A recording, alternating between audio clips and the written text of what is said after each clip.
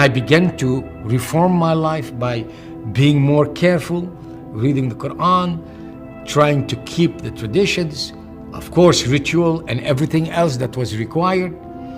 But you know what happened to me? The more I embraced this, the more I tried, the more I began to discover that something simply was not gelling, something was not working. Was the problem just me? Was it that I wasn't doing it right? I began to look at others. I began to look at anyone who called himself a Muslim, whether he called himself a fundamentalist or he called himself a failure. From one F to the other, I looked at the whole gamut of Muslims and every type possible, and I noticed the same thing in their life that was in my life. That there was no assurance of the forgiveness of sin, that there was fundamentally no peace, although we constantly spoke of peace. That honestly, in my heart, as well as the heart of my Muslim friends then, though we said 5 times a day and 1,000 times in other occasions, Ar-Rahman Ar-Rahim, we were never very sure that Allah was on our side. We did not know what He decreed for us. Maybe He decreed evil for us. Maybe He decreed good for us. We did not know. We had no assurance of anything. And in that context, the struggle to reform one's life became a lonely one, an arduous one, a difficult one, at which not only I failed, but honestly, all the Muslims I knew were failing at it. We all know how to have a nice facade of religiosity and speak eloquently to issues if we have to.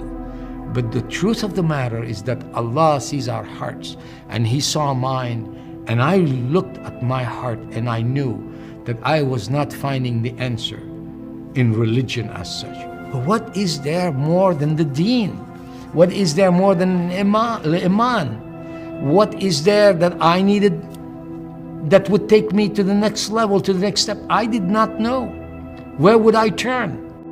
What Isa al-Masih came to put before us was not just a set of rules or laws or things that bring forth as meritorious deeds, such as whether we call it prayer or giving alms or anything else.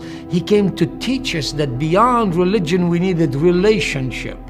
And relationship cannot happen between us and Allah to be in the true peace, in the true Islam, in the true Salam.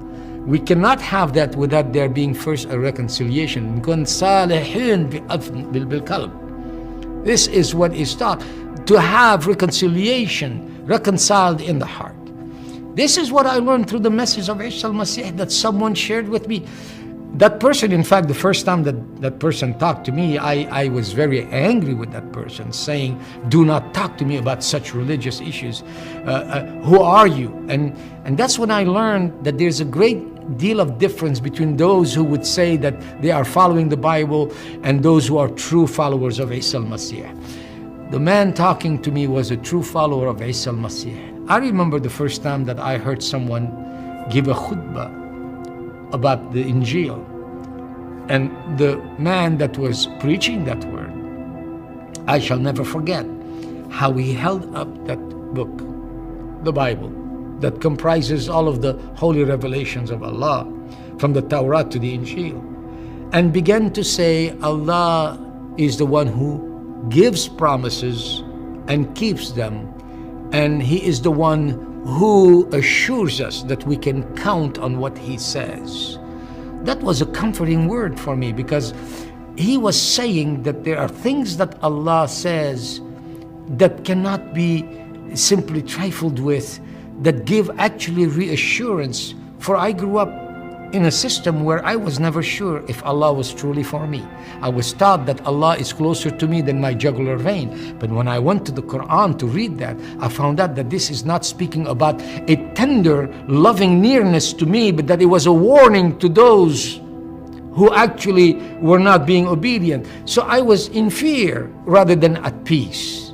That day, among the promises that I heard, was the one that is given to us in the book of Acts, in the 4th chapter, that says to us إن تحت هالسماء وفوق هالأرض لا في غير اسم من بعد اسم عيسى المسيح اللي بيخلصنا. That is, there is nothing, no other name under heaven and upon this earth that has been given whereby we can be saved. But that if we believe, He will forgive us. That He is the one who did give His life as a ransom, the sacrifice that Allah provided. That belief pierced my heart. It wasn't something I was looking for. I wasn't thinking. And thank God, this was not an invitation for me, so to speak, to switch religions. That's not what it's about. It's not about religion. It's about reconciliation. This is the message of the gospel of the Injil.